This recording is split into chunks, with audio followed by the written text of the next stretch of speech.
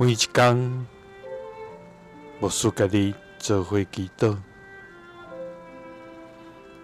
今仔日是8月初6，箴言19章22节安尼讲：人所喜爱，是以人主的量。颂扬人比讲白贼较好。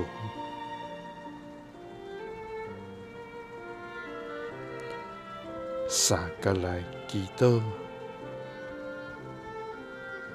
爱愿成做人主的人，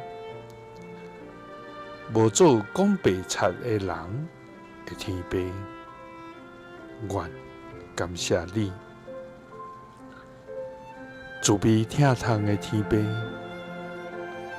愿感谢你每日施恩甲看顾，也赐下性命、平安，甲逐样丰盛的福分予阮。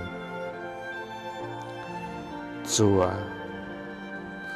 当阮软弱的时，你扶持阮；当阮失败的时，你引带阮；当阮犯罪跌倒的时，你藉着耶稣基督的救赎赦免阮，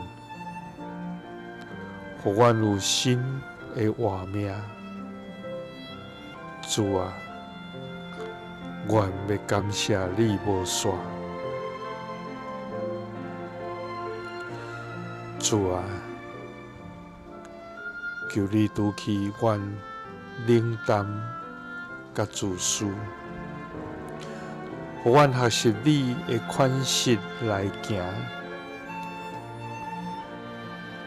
主啊，帮助阮面对软弱的人无看轻，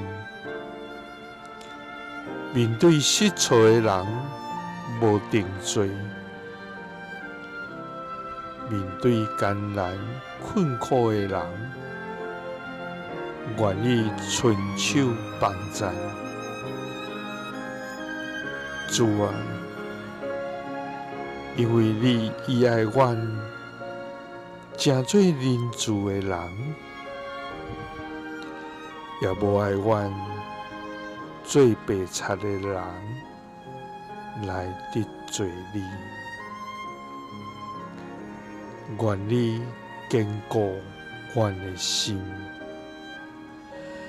祈祷是奉主耶稣基督的圣名，阿门。